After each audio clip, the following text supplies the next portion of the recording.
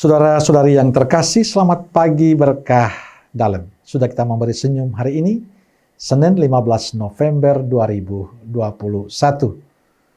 Kita awali permenungan kita dengan tanda kemenangan Kristus. Dalam nama Bapa dan Putra dan Roh Kudus. Amin.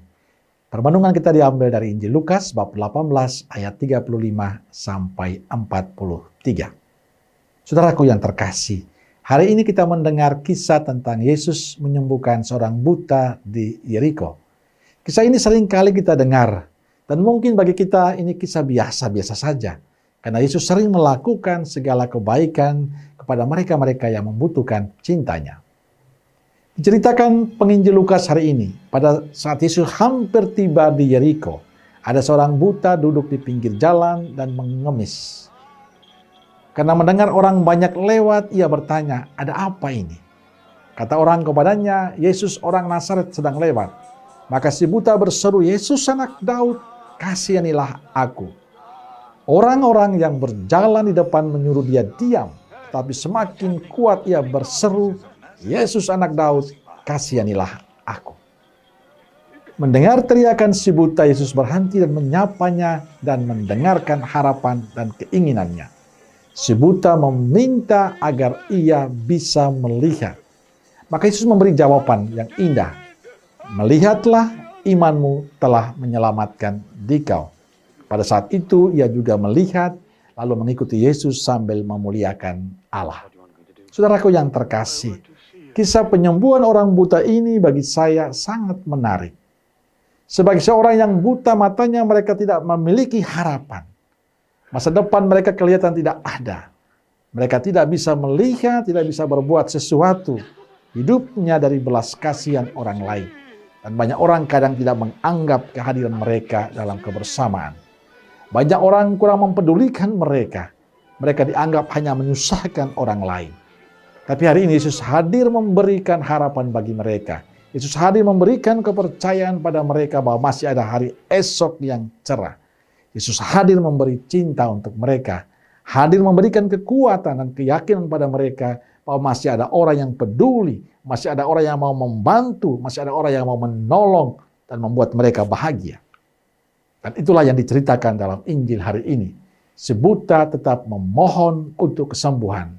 Yesus anak Daud, kasihanilah aku.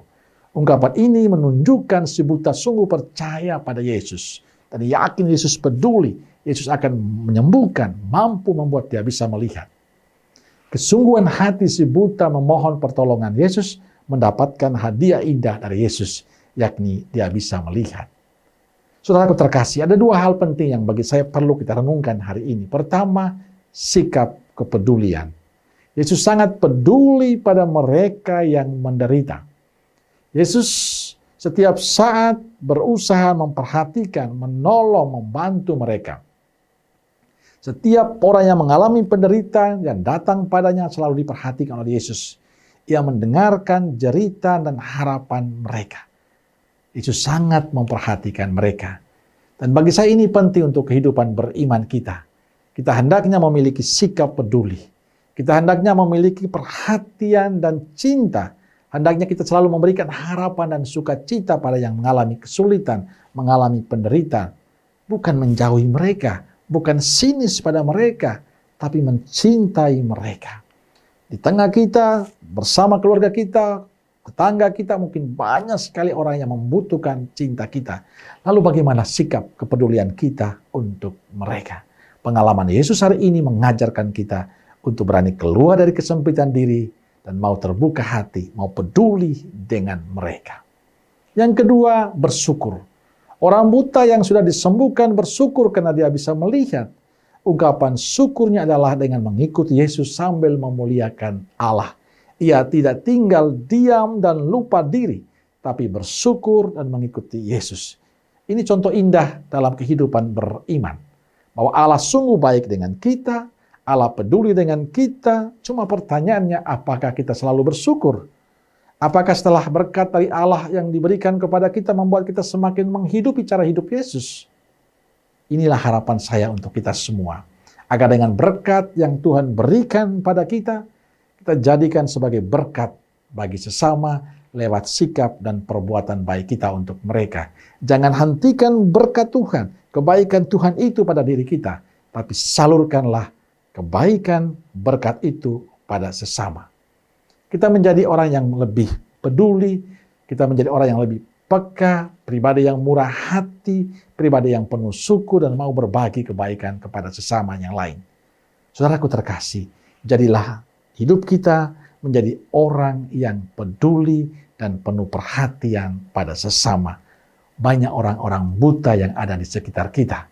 Banyak orang-orang yang menderita dari sekitar kita.